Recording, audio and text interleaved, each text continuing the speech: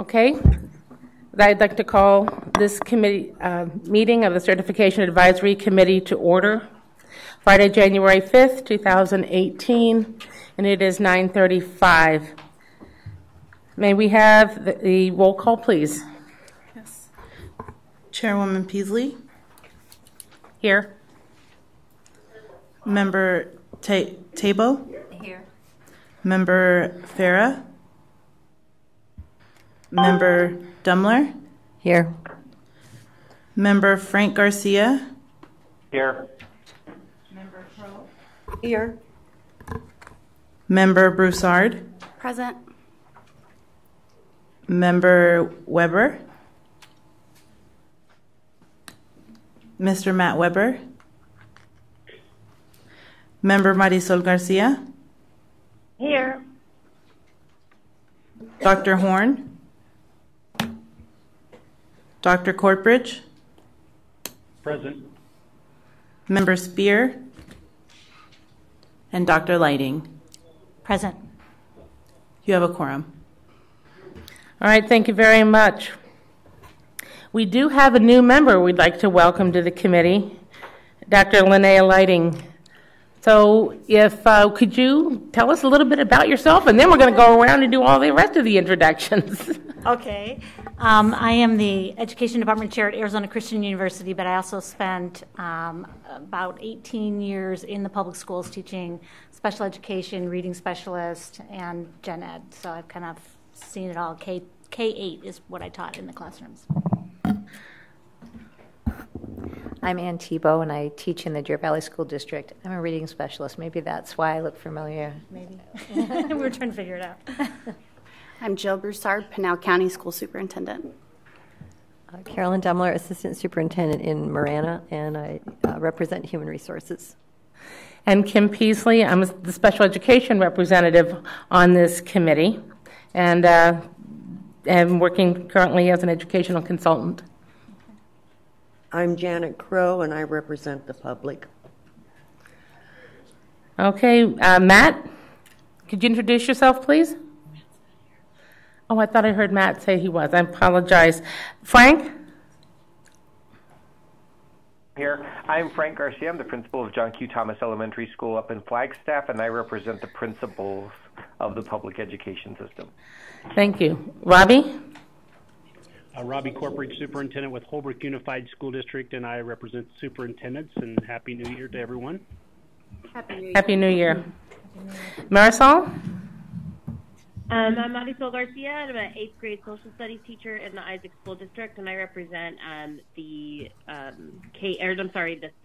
All right, thank you very much. Is it just the three on the line? Yes, thank you. Okay, thank you very much. Well, welcome, Dr. Lighting, to our committee, and we look forward to having your perspective and the information. Thank you for being here with us today. Ready for Executive Director's Report? Good morning. Good morning, Chairwoman Peasley, members of the Certification Advisory Committee.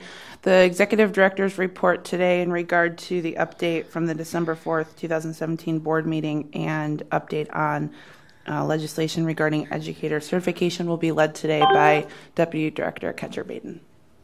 Thank you. Good morning, Madam Chair, members, and as we were doing introductions, my name is Ketcher Baden. I'm Deputy Director at the State Board of Ed.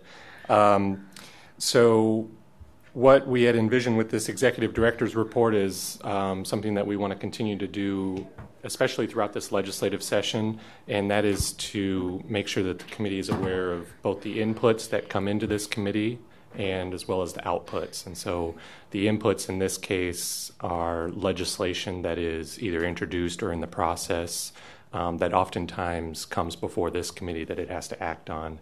And then the outputs would be the recommendations that this committee makes to the board. So that way members have an idea of sort of like a full circle of what's going on, and that we're not just looking at what happens here, but what happens coming into the committee and then what happens going out. So to that point, the first is an update on the certification rules that this committee recommended to the board in the fall of last year.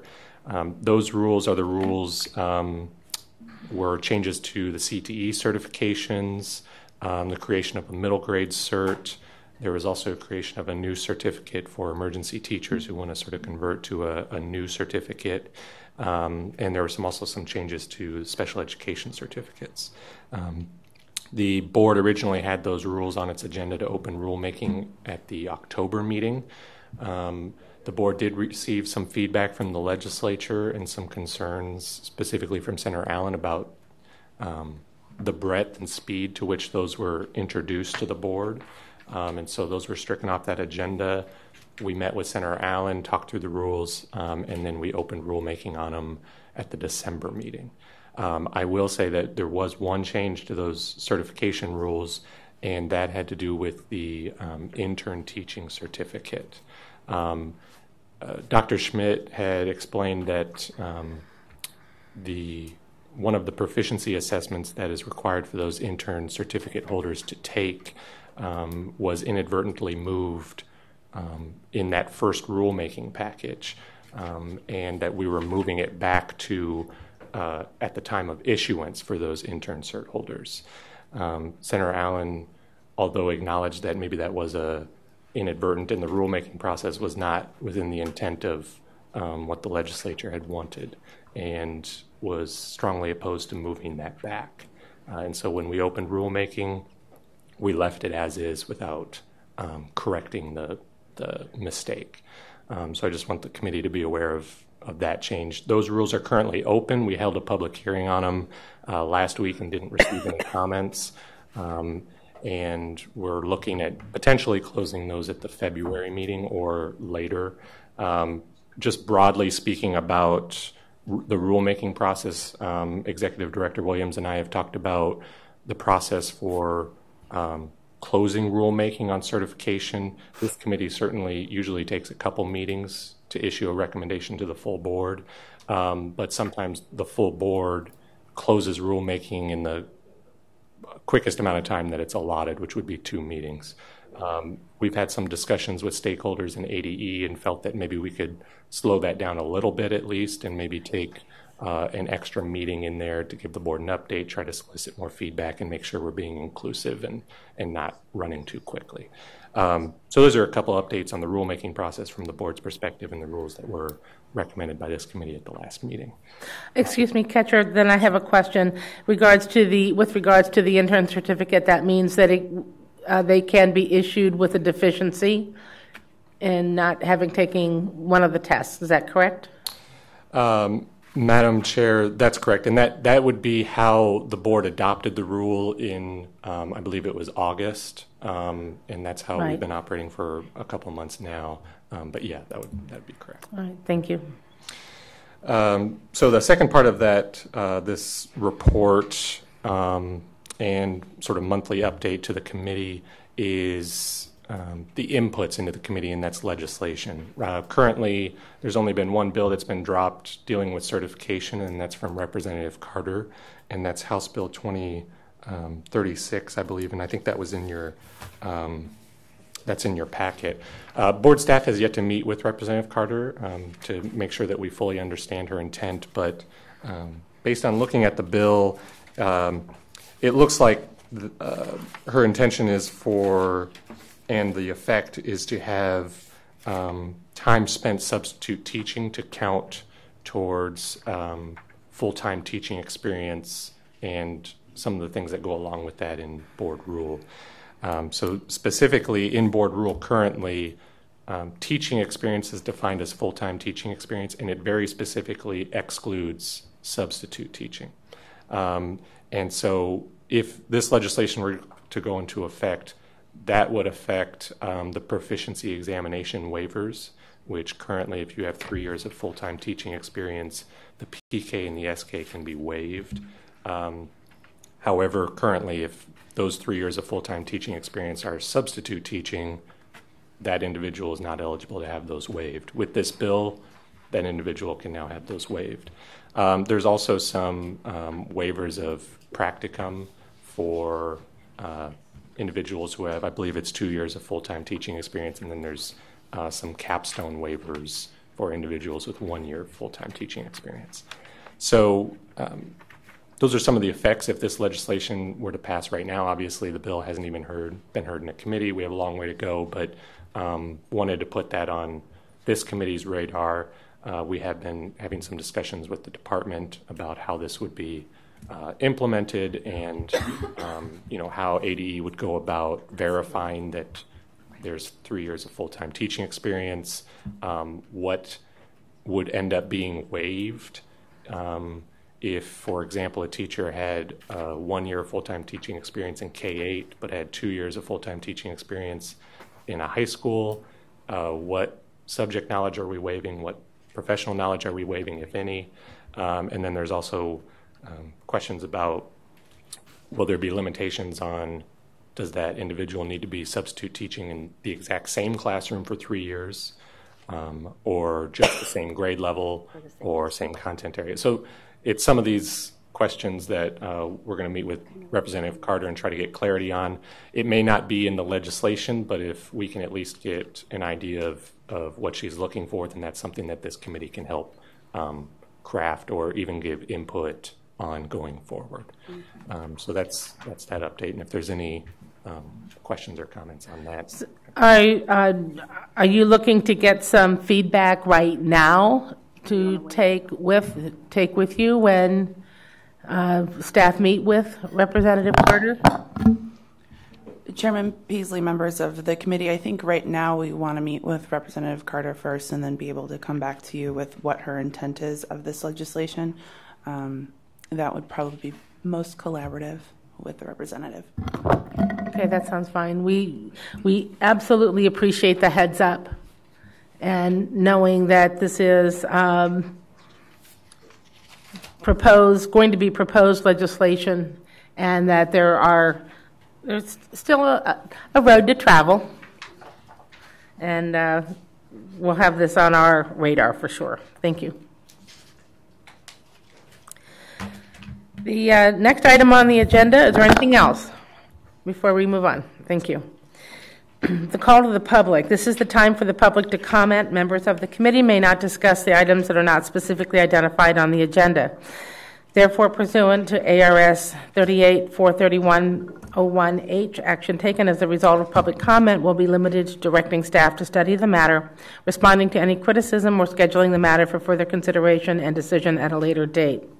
Typically, what we do when an item comes up on the agenda, if there is public comment, we will ask at that time, is there anyone from the public that wishes to address the committee on an item that's not on the agenda? Chairman Peasley, members of the committee, no call to public forums have been submitted. All right, thank you very much. And we'll go on to agenda item number 3, presentation and discussion regarding proposed amendments to R-72-617 regarding the guidance counselor certificate. Chairman Peasley, members of the committee, for this agenda item, I do believe we have a presentation from Kay Schreiber. Okay. Hello. Thank you for coming today. Good. So good morning. I want to thank you, Chairperson Peasley, and committee members for having us here and giving us this opportunity to discuss our proposed changes to our Arizona Guidance Counselor Certificate. I would like to introduce myself. I'm Kay Schreiber. I do work at the Arizona Department of Education. I've been there for 10 years now, and I serve in the roles of the College and Career Ready contact person for our state and also the coordinator for our school counselors. So that's how I serve. I have been there 10 years, and before that time, I worked in a unified school district in the district office. I hold certificates in school counseling and also supervisor here with the ADE, and I am a gifted endorsed teacher. So thank you. And if okay, I would like to introduce to the committee a few members in our audience, if that's okay. Yes, thank you. Okay, thank you. They've been a part of this process for the changes since the beginning. They also will be available to answer any additional questions that you might have or give additional information if that comes up. First person I would like to introduce is Janine Menard. She is the board chair of Arizona School Counselors Association, and she is a certified school counselor in the Isaac School District. Amanda Nolasco. She is board assistant chair of Arizona School Counselors Association. She is the counselor facilitator for Phoenix Union High School District. Sarah Skemp. She is director at large with the School Counselors Association, college relations liaison, and also a school counselor at Lake Havasu High School. Linda Jensen is director of Arizona College Access Network, and Dr. Pat Young is from Northern Arizona University, department chair and professor of the Master's School Counseling Program. She is also an Arizona School Counselor executive board member. And then additionally, we have other members of our executive board and school counselors. This represents a process that we've gone through, and these people have been on board since the beginning. So if we will start here, I will, if I can get this up, jump to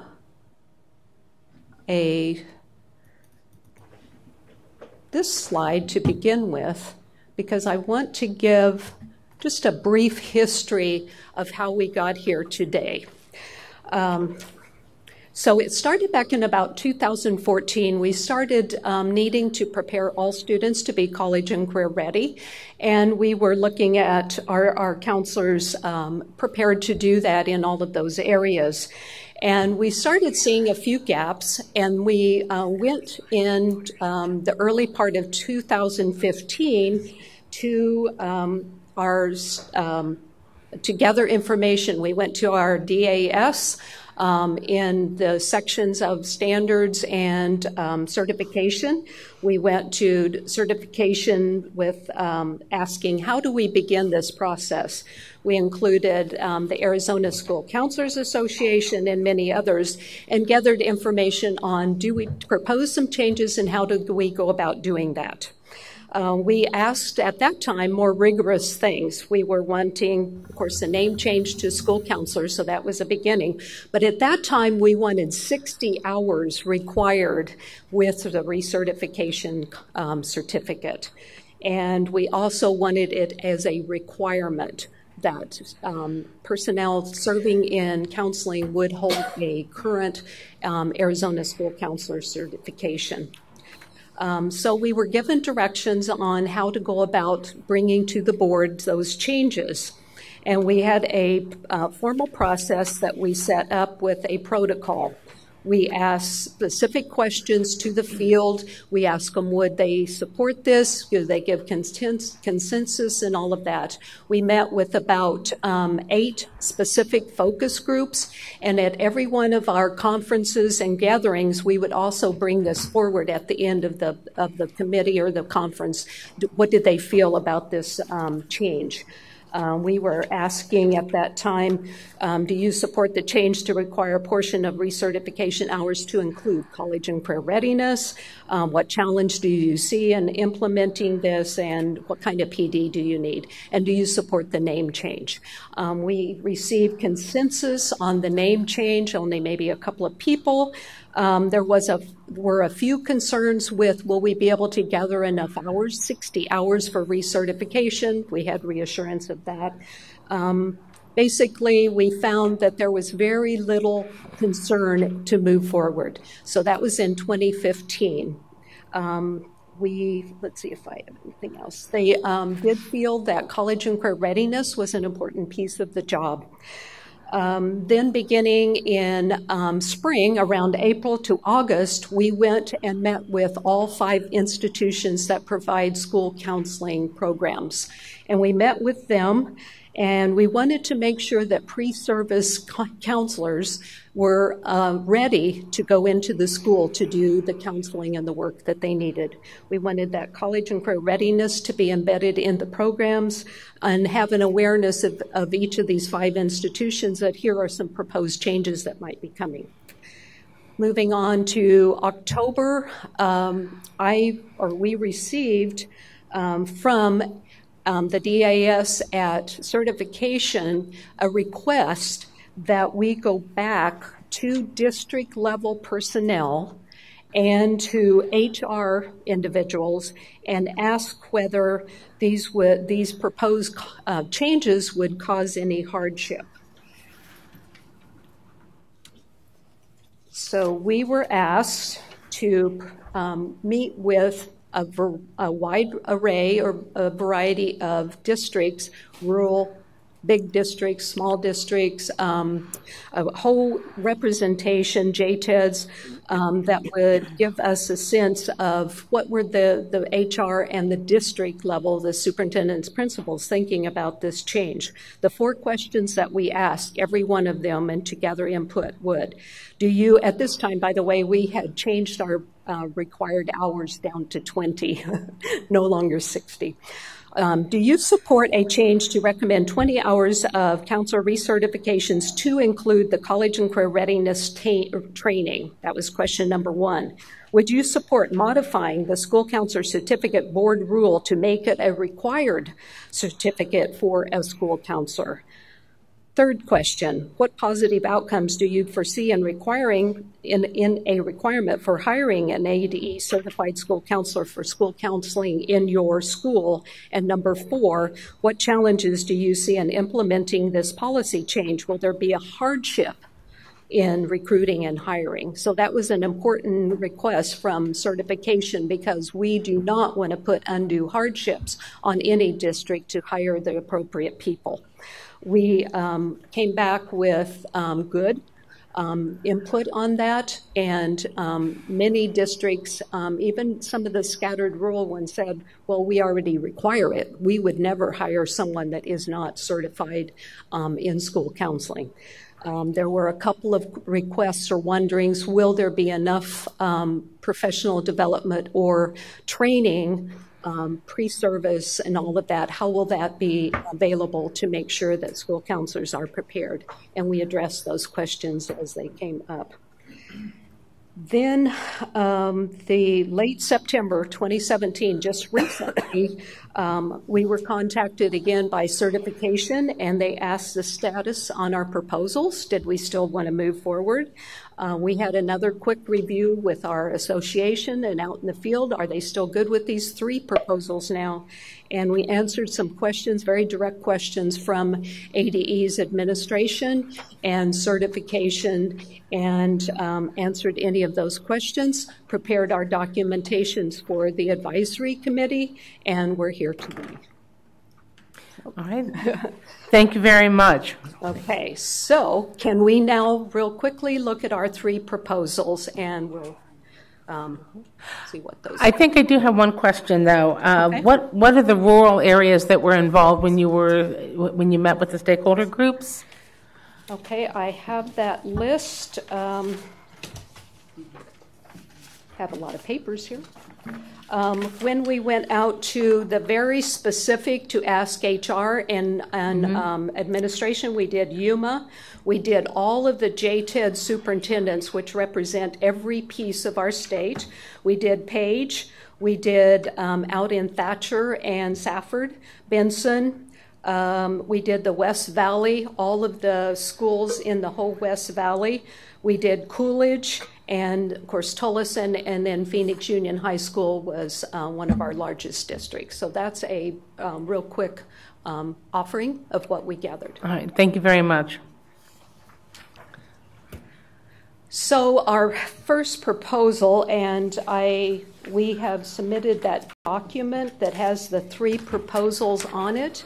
If anyone needs a copy, we did bring a few today, but we'll just look at that, if that's okay.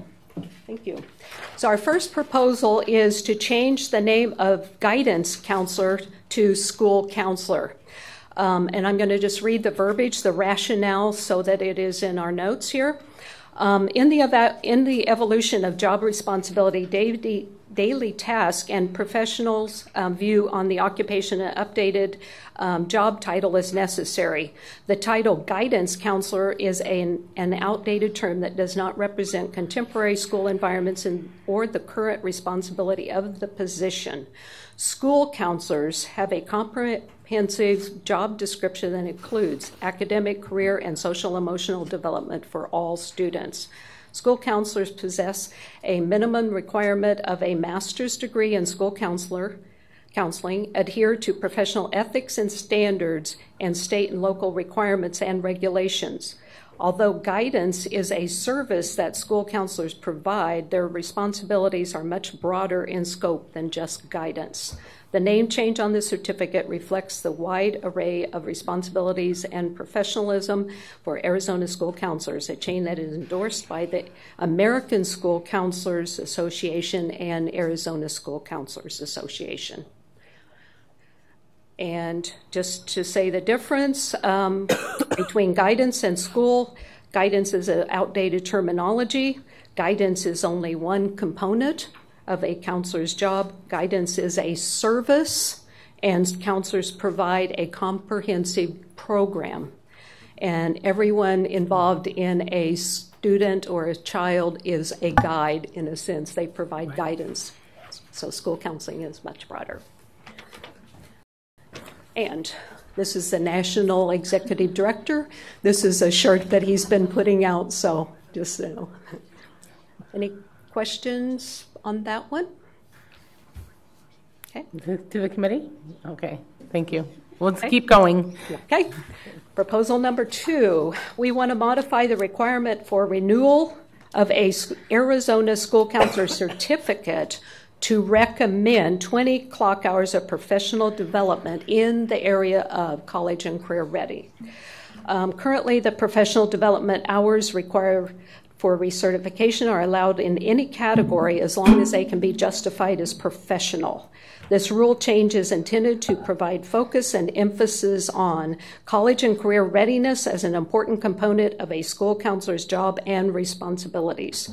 Ongoing professional development is critical as the field of college access is highly dynamic, and school counselors need to make efforts to stay current in order to provide an accurate advisement to students. In a time when the emphasis is on increasing the training opportunities beyond high school, which is college and career ready, school counselors are uniquely positioned to deliver comprehensive programs addressing student needs and targeting underrepresented student groups to increase the number of Arizona students who, at the time they graduate high school, are college and career ready.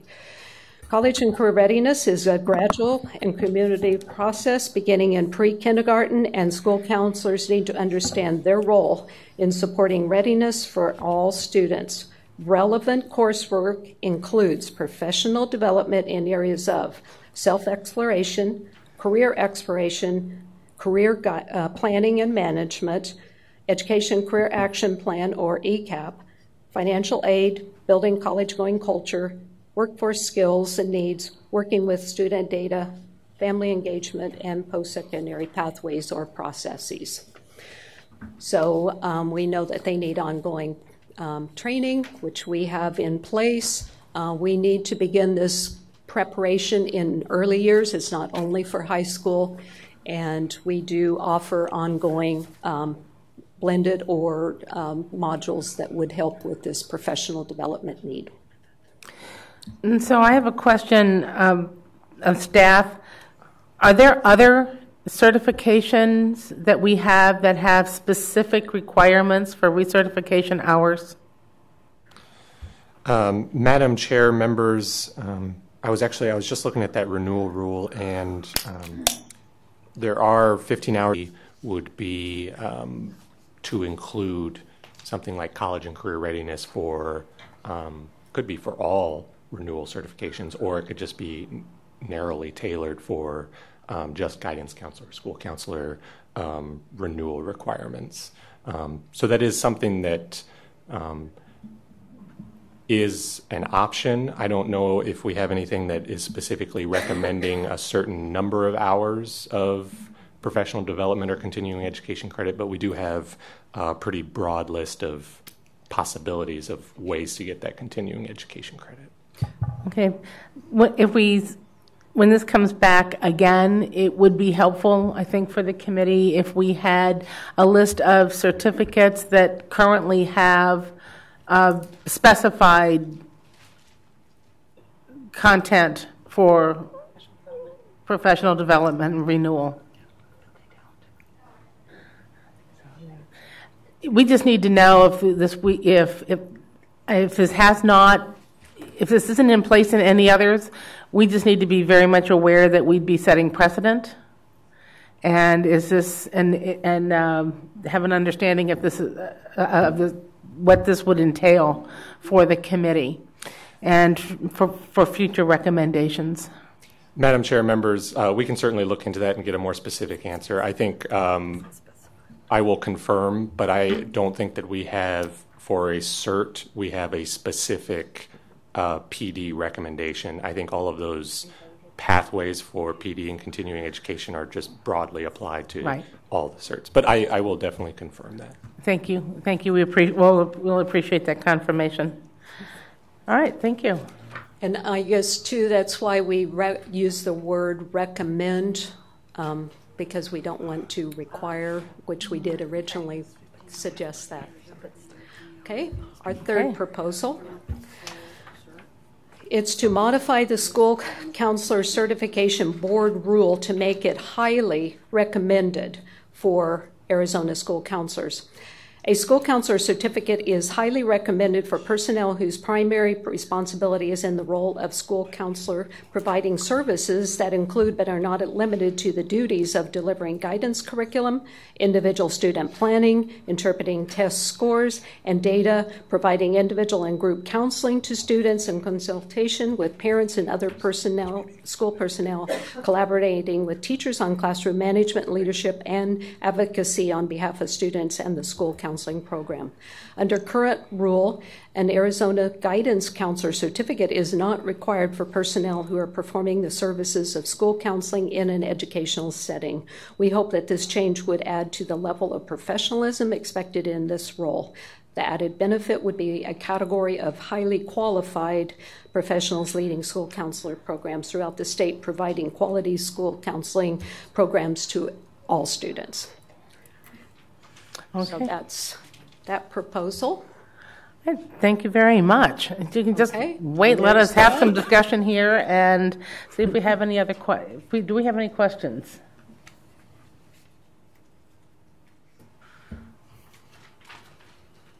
Okay, then I'm going to have another one. If that's I do know in rule we have some certificates that are optional. I can't think that I've seen highly recommended in rule. It's just either it's a requirement or it's an optional certificate. Right. And so right now is the guidance counselor certificate optional at this point? So districts can have somebody working in that capacity without certificate. So it's an optional certificate. Thank you. So we do have. Yes. Question, sorry. Marisol, go ahead. So it's the 20 hours of professional development. I know you had your question regarding the specificity of that PD, but is it 20 hours per year of the research, or is it 20 years for the research time? It's 20 hours within the recertification time frame. Okay, so it's not like the other ones where it's 15 hours? No. I mean, per year. Okay, thank you. What is their recertification time? Pardon? How many years do they have for research? It has been 6 years up until most recently when the certification was changed. It's the so same now as it's the the same teachers. as all of them. Okay. 9, 12, or 12. It's out 12 years now. The certification period of time is 12 years. Mm-hmm. And so everyone who has a current certificate, when they renew their certificate, as it expires in its natural course of time, they will be issued a 12-year certificate. Right. So, Chairman Peasley, members of the committee, Deputy Director Baden and I did some math very quickly. So that's, you're looking at, as a regular cert, 180 hours to renew, right? So about 15 a year. So you're looking about 1.5-ish, because 12 doesn't go nicely into 20. About a year in a specific area for the school counselor. Yeah, and Madam Chair, members, to that point, also the way that the continuing education credit rule is drafted is those hours can be accumulated in year 12 of a 12-year cert or in year 1. But you're right, if it was prorated out to 12 years, that's what we're looking at. Madam Chair, may I? Yes, go ahead. So I know that initially you had a 60-hour requirement and you took it down to 20. You kind of skipped over how you came to that number. Because of not causing undue hardship, and we wanted to be in line with the other certificates. Well, it was also noted, though, that per that requirement, it's because they need to stay on top of changes. And do we think that an hour and a half a year, which we're not requiring an hour and a half a year, it could all be done in that last year or all done in that first year, and then you have 12 years of changes. So is that still the recommendation? I mean, I know it's in here, but we're still, or is that just feedback from the field that 20 hours is doable and 60 is not? From the field, they would probably like a requirement of a bit more to stay current. And this is why our conferences and all of our workshops that we provide throughout our state every single year offers the most current information for college and career readiness. So they would need to show the 20 hours, but if they go to the provided conferences, they will be at the top of the game. We would love to come back with higher recommendations for hours. I'm concerned that those hours, they are low. And if the reasoning behind that is that they are staying on top of things, although we don't have requirements that we do, we don't for anything else. And when I hear counselor, I'm automatically drawn to our issue with teenage suicide and how that's on the increase. And I just, for our kids, I want to make sure we have somebody in there who's highly skilled and knowledgeable. And thank you, members of the board and Chair. The purpose of recommendation number 3 is that the professionals or the people in those roles have truly gone through a program and are ready to deal with those issues that are coming up daily. Right. Although in the recommendation for the 20 clock hours, it is targeted specifically only to college and career readiness. It does not cover the other areas. I see self-exploration, which could be, interpreted, and then maybe family engagement. But yeah, I noticed that too. Okay, thank you. Katra, did you have? Madam Chair, yes. If I could ask Ms. Schreiber a question about the conferences. Are those free of charge for applicants, or is there a fee? I was just curious. We work together, the Department of Education and the association, to prepare the appropriate sessions that would meet the requirements for staying current in not only college and career ready, but the social emotional part too. Those are the annual conferences every year. And then we provide workshops throughout the year regionally so every counselor could attend things. We try to keep the costs very low so there's not an issue that way. There's scholarshiping. The workshops that we do for Department of Education are free. And then we have some very cost-effective online modules that also address these. So we've come up with a variety of professional development that would be helpful, cost-effective, and can be given to wherever the person is. Does that answer? Okay, thank you. Thank you. I'm just thinking as a follow-up to what Jill said, if you specify or recommend PD in college and career ready, but not other important areas, are you actually diminishing the importance of, say, social emotional because you're only speaking specifically about college and career ready? I think thank you, Board and Madam Chairman. I believe that beginning with the reason we targeted two reasons. The reason we targeted the college and career readiness was for a couple of reasons. That's when our No Child Left Behind and all of that, and every student needed to be prepared, college and career ready.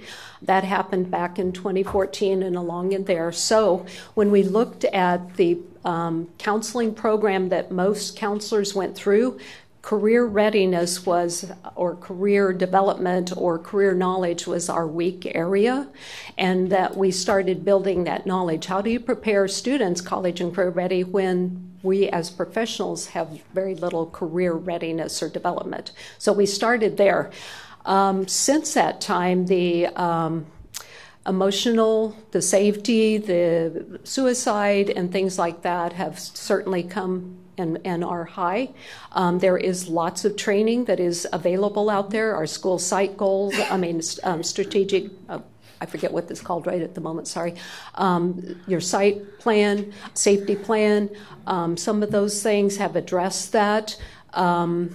We do believe all three areas need to be provided for in training. But the college and career ready was, again, coming from with our new CCR index and all of that. How do we help schools move forward in the college and career readiness part and graduating kids and moving on? Thank you. All right, thank you. Any other questions? Hi, this is Robbie. I do have a question if I can, Chair Peasley. Sure, Robbie, go ahead. I just had a question. Thank you for the presentation, first of all. I appreciate this, bringing this to light and making sure that we keep counseling services and college and career readiness at the forefront of what we do. I'm just curious as to the proposal. It seems like there's a lot of recommendations and a lot of basically proposals on what you want in the certification. Are we trying to accomplish I guess exactly what are you trying to accomplish from these proposals? Is it elevating the profession? Because if it's elevating the profession, you're making some recommendations, but there's no teeth to it. So if you're recommending 20 clock hours, some will do it, some will not. If you're recommending highly recommended for the counseling certificate, some will do it, some will not. How is this the avenue that we use to build the profession or build that particular area of education through certification? I guess I'm a little bit confused as to, there's really not a lot of teeth in this, but I understand the direction that you want to go. Is certification the right way to do that? Thank you, members of the board and chairperson. Ideally, we would like to have more teeth in this, and we would like the terminology to be required and that there be some real requirements behind that. But at this time, we've been advised to use highly recommend as our terminology in these proposals. I would love to have conversations about moving that to more strength, but at this time, we're going to ask for highly recommend. Okay. Thank you very much. Anybody else have any questions? Frank?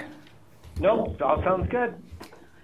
Thank you, everyone. We appreciate you taking your time to listen to our proposals. All right, thank you very much. What I would like the committee to do, if this is possible, if we to send this information out to the groups that we represent for feedback, and then when we come back together, address it, bring our feedback from our constituents. Dr. Demler?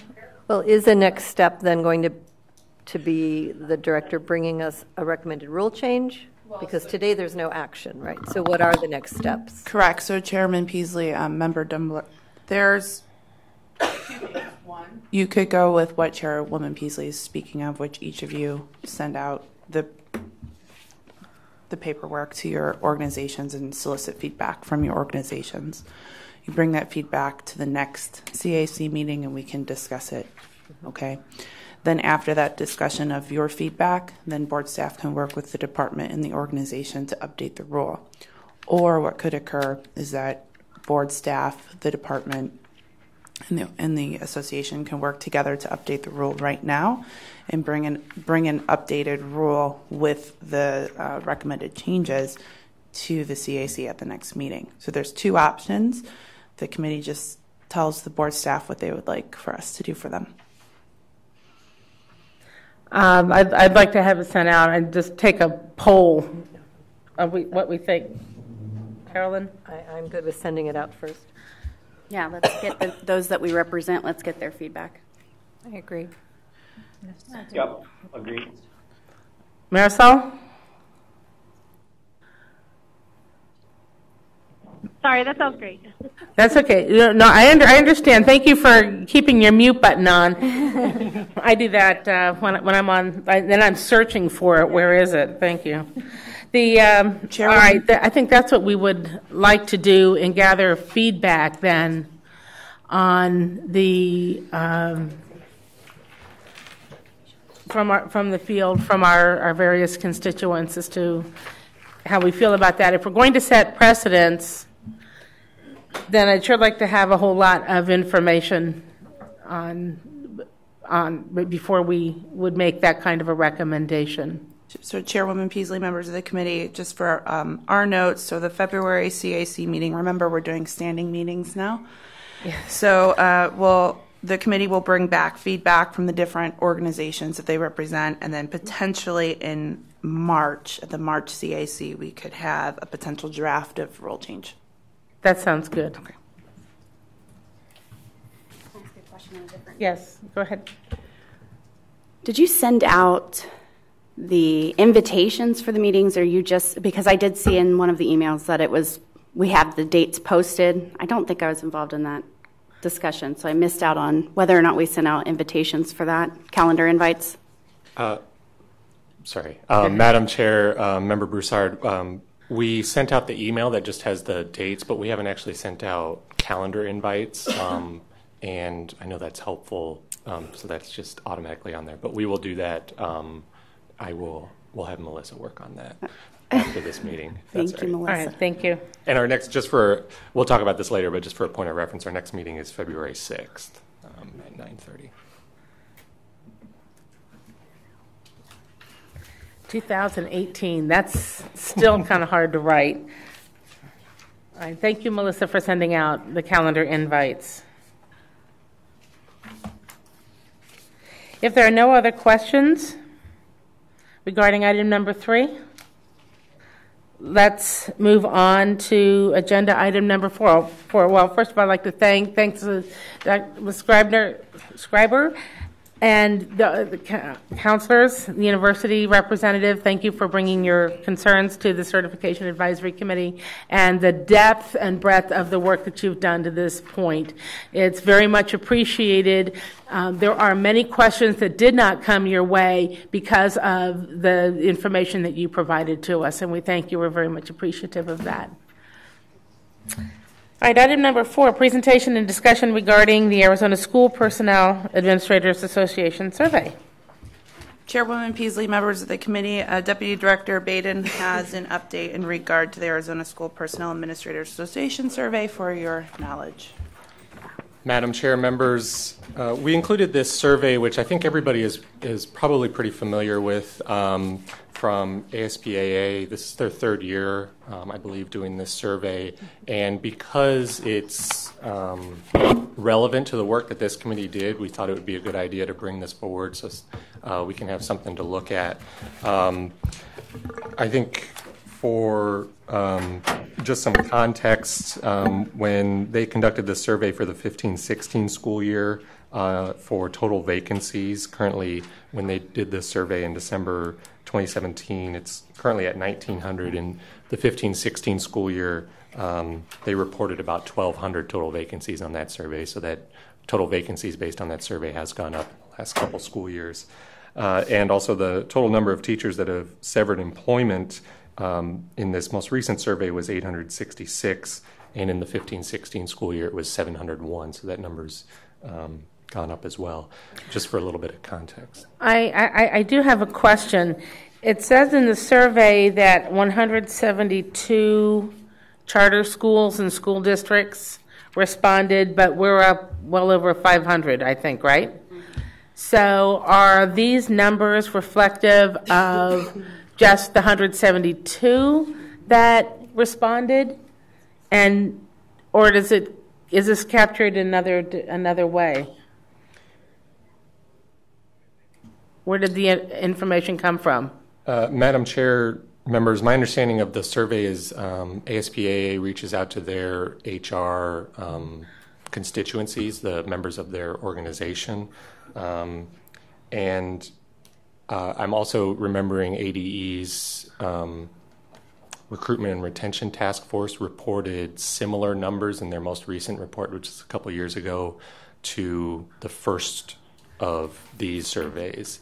And I think you bring up a good point in that I don't think that this is inclusive of or an exact number of what we're looking at in the state, but I think it's something that can give an idea of where we're at. And it also, I think, is helpful when we look at things in their most recent survey. They included categories for that new subject matter expert certificate, which I think there's a lot of interest in trying to track.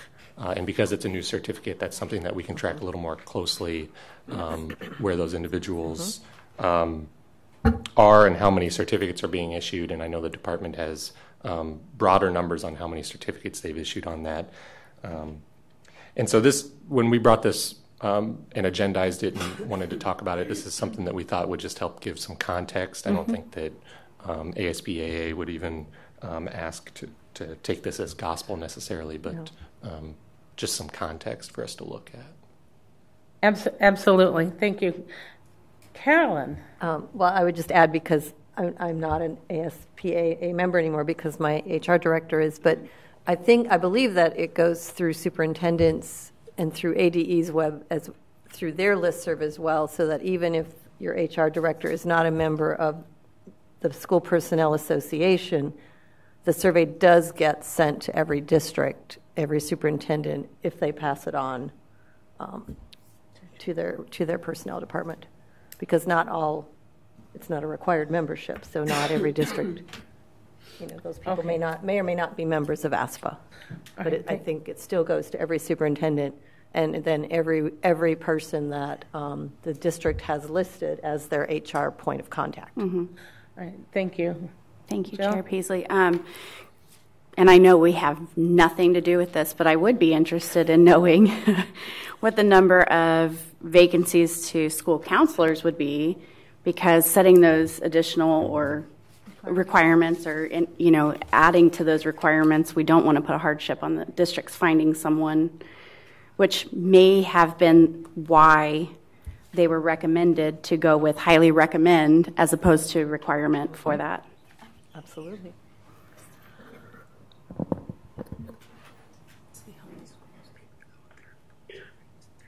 Chair Beasley? Yes. Hello. Is that Robbie? Yeah, this is Robbie. I'm curious as to, thank you for the information, and we've been kind of following this throughout the year as well, and actually I think over 2 years. Do we need data that is broken out between public schools and charter schools?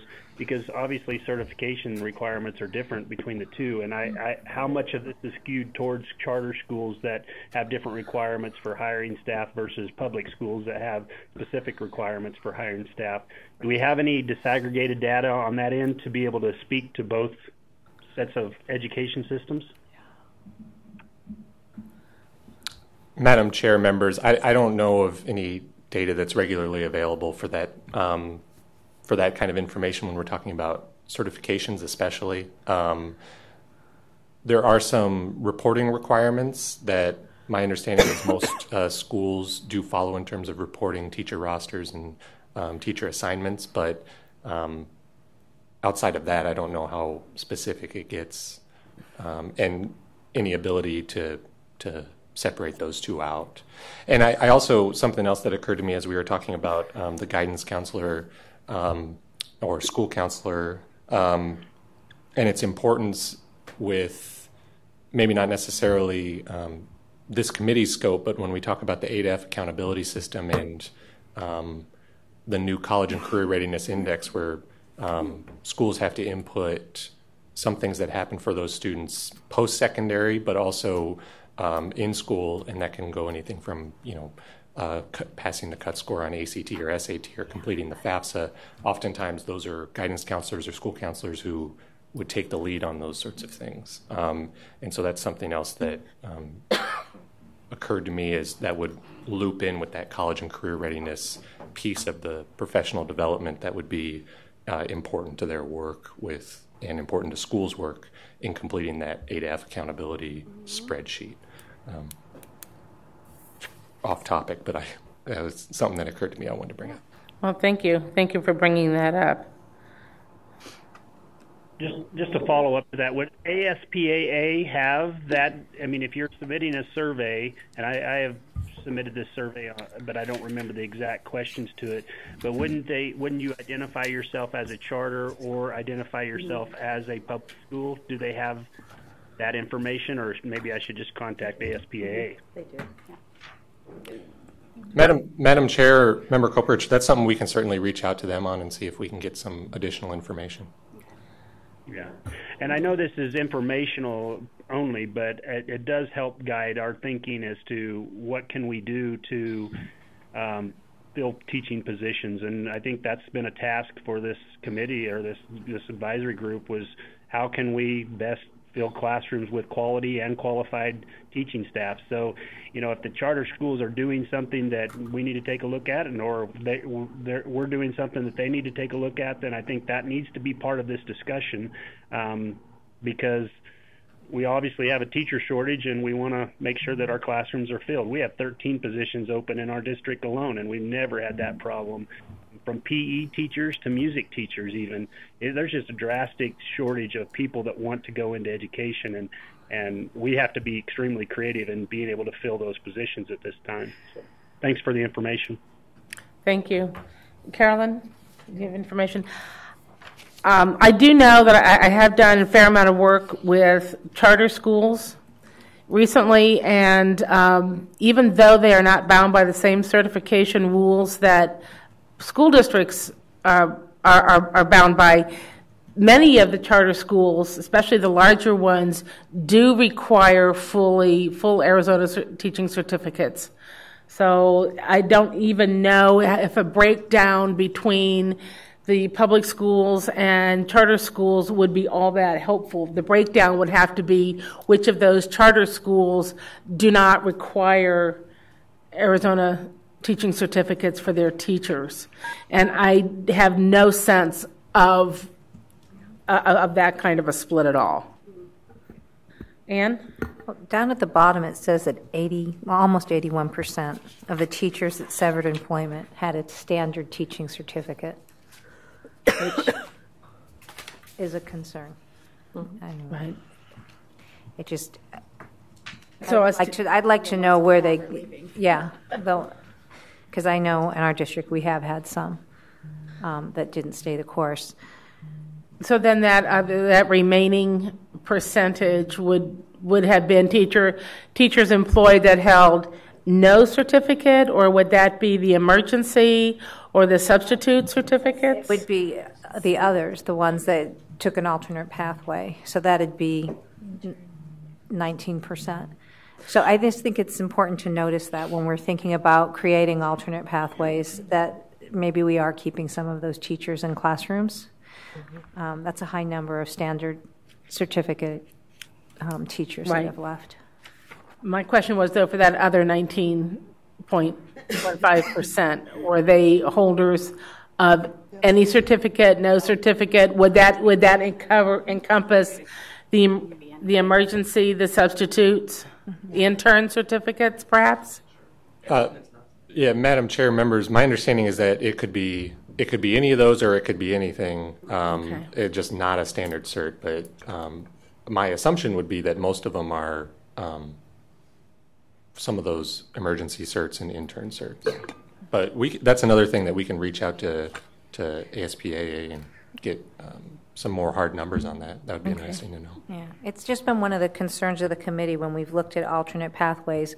When we create them, are we keeping those teachers in the classroom? So it'd be nice to have those numbers because maybe some of the pathways are working better than other pathways. I don't know. Just a thought. Right. Yes. And along those same lines, do we know what percentage of the teachers have standard? I mean, so like if we're looking at how many are leaving, but how many of them that are in the field period have standard, and how many have a different type of certificate? Right. That Member Peasley, Dr. Lighting, that's something that would be helpful as well for context to see if maybe alternatively certified individuals are leaving at a higher rate than what their percentage of the workforce is. I think that's a good point, and we can look into that. Yeah. Somebody who did not get an introduction today and is Mr. Bruce Duplanty. Hello. Happy New Year. Welcome, and I saw you sitting back there, and I apologize for not introducing you. Would you tell the committee your title? Because this is, Mr. Duplanty is a key member of the support of this team. I am the department's director of certification, so my responsibilities include the staff that serves educators seeking and maintaining their certificates via the counter, via the phone, email, and maybe one day soon an online system. So, and for Dr. Linda, you're new, so Mr. Duplanty is our numbers guy. When we need numbers, especially from numbers of certificates that are out there, which certificates, who's expired, how many have expired, how many are renewing. Mr. Duplanty gets us all that information. But he also provides us with the information of what the specialists are hearing at the counter. What are the concerns that are coming into into education about any of the areas of certification, the questions, the concerns, as new people come into the state and they're looking to get get a teaching certificate from another state converted to Arizona. All of that information comes through his office, and he brings that here to us, and we hear about the trends, and the information that comes from the department guides the work, much of the work that we do here in our recommendations. Chairwoman Peasley, in preparation for today's meeting, I did pull some numbers that might unfortunately lead to more questions, but I thought I might share them if we had the opportunity. So when you consider the guidance counselor certificates, currently as of today, there were about 3,300 certificates issued. 33? Yeah, 3,311. And of those, 1,878 of those people are employed, now not necessarily as counselors, they're just employed. And that you have to kind of take that 1878 number with a little asterisk, because we're a local control state, so we're not mandatory reporting, and so we kind of draw from what we know. But that would be, I would consider, and I always say this word wrong, a minimum number. So of the 3,311 folks that hold the guidance counselor certificate, 1878 were reported as employed. Specifically, of that 3,311, 1,272 were reported as employed as a guidance counselor. So 1,272 are reported as employed, okay. As a guidance counselor, and that's using SDER and the teacher input application, okay. Formally highly qualified. Sure. Some other items of note for this discussion, you started to talk about pathways. So we pulled some numbers. Since the emergency teaching certificate was reinstituted after NCLB, so that would have been fiscal year 2017, 1,645 educators have received an emergency teaching certificate. Okay. And then we kind of dug a little bit deeper. We kind of drilled down and said, okay, now, since the August 9th change, have those people moved to a different type of certificate? And so since the rule change in August of 2017, 134 of those people we can track to a standard teaching certificate. So typically we see those folks that maybe they already had the training, they just maybe were having a problem passing the test, or maybe even a practicum issue. And so with the time on emergency teaching, they can convert. Now that time waives the test, they could receive their standard teaching certificate. And then another interesting number, of the 1,645 emergency teachers that have been issued so far, 27 have received this subject matter expert certificate since August 2017. And I would just take the subject matter expert with a grain of salt. That only came out in August. And so that was hard for districts to staff. They had done their staffing prior. So, it's to watch, it would be this next round. There's a little bit of a trickle of a flow of people requesting those. So we'll see if that spikes this spring. We've issued, and I don't have the exact count on this. Last time I looked, it was a little under 300 subject matter expert certificates. Top 10 of those, and subject matter expert, just to put in context, is a 6 through 12 certificate. It doesn't go into special education. It doesn't go into elementary. So the top 10 certificates for subject matter experts were in English. That was the number one, with 44 of those. Mathematics was close second at 37. Biology 32, history 29, business 20. Then we get art, psychology, music, physical education at 11, and Spanish at 10. And then chemistry is right after that, and that's only 9 of those have been issued, and we fall off from there. It's just kind of a smattering of different approved areas or different content areas. In contrast, the emergency teaching certificates, and again, I said that number was 1,645. So the highest number of emergency teaching certificates issued is elementary education at 430. And then the number 2 is English at 109. And there's still a smattering of special ed certificates that made it prior to the rule change. So actually mild moderate was in 4th place at 82, and so we stopped issuing those on August 9th. So just some numbers that might lead to more questions that I'm not necessarily prepared to answer at this time, but I thought that would put some of the aspect in context as well as the guidance counselor. Of the guidance counselors, it's possible that some of those that hold that certificate could be working as a guidance counselor, but in a district that titles the position differently.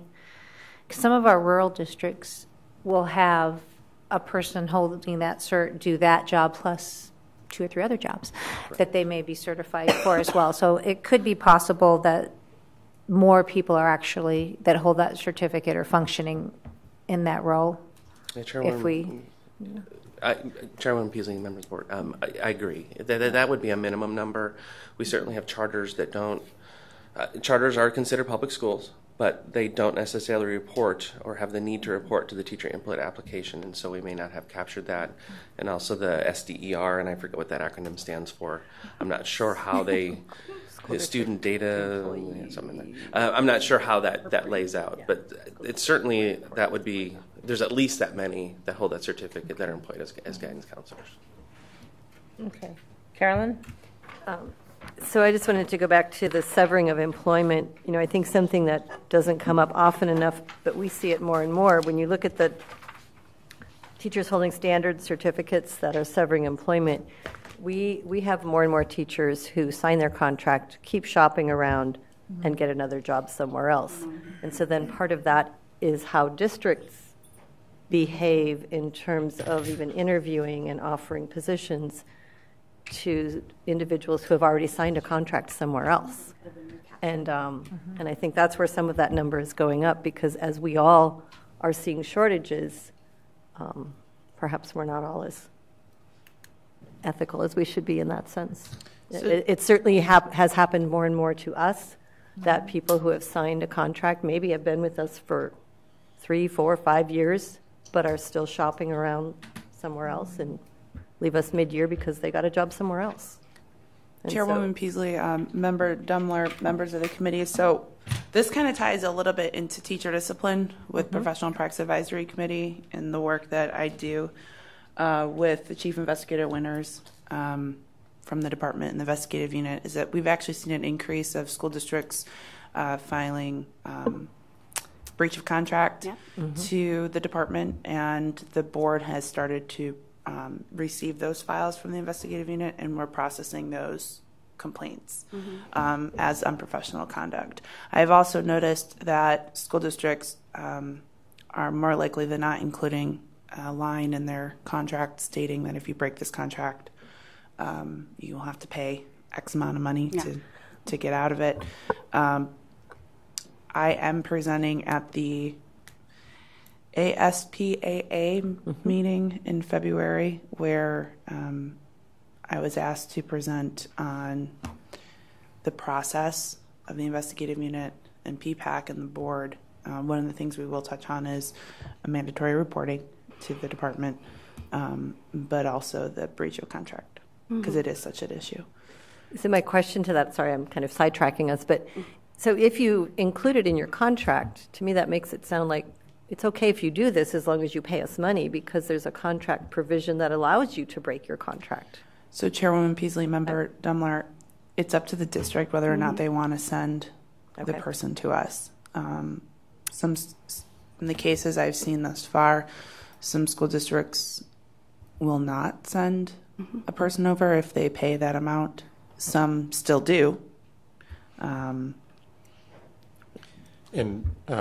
Madam Chair, to that point, because the discipline process is complaint-driven, it's difficult to know if those incidences are actually going up in terms of contract breaks or if the reporting is just going up.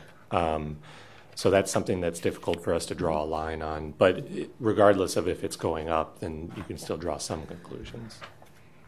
And I'm just going to jump on this, going off on the other side, off topic, but on this topic that we're discussing, I actually have a little more hope, where we were talking about teachers leaving, and so some of that 80.85% is getting recaptured at another district, right? So those teachers aren't necessarily leaving the profession, they're just leaving that employment. And it's my understanding that if you have a district that, and Shannon out there, correct me if I'm wrong, but if you have a district that's continuously sharking your certified employees, the district, your district that's losing the employees could actually bring suit against the other district for taking teachers once they, like, continuously taking your teachers that you already have under contract. Wow. She's not sure. Yeah. I thought she was the one who told me that, so I could have just made that up. But it sounds good, right? It's scary. Tell everyone. Ms. Williams? Oh. Chairwoman Peasley? Oh, comment. Oh, I thought you were getting ready to share some more juicy details now. Okay. The joys of Arizona's site-based management and system, as we try to make the best sense that we can. Thank you. Thank you, Bruce, for that. That's really good information. We have historically in the past, there was an opportunity to talk about this, reflect on this committee. It's been 11 years. 11 years, actually going into 12, because it was in 2006, fall of, I think, 2006 when it was first convened, and we had our elections, I think, in 2007, right around there. So it's been quite a journey that we've had, and thank you for the information, Bruce, because we've had those numbers and those discussions, just the information that's out there that has helped shape the recommendations of the committee, and thank you for putting that together for us and preparing. As far as we have our future meeting date, February 6, 2018. That'll be the next time that we come together. It's good that we've got standing meetings scheduled so that we'll have we can prepare to come and be here. Do any committee members have any recommendations for information to be considered? Not for information, but you had mentioned elections or... No, we're good. Okay. We're good. we went a while without them, so now it's just on my mind all the time, and I need to move it back out of my mind now. Thank you. Anything else? All right then. If there are no other business, then this committee meeting is adjourned of the Certification Advisory Committee, and we thank you all for coming. Happy New Year. Be well.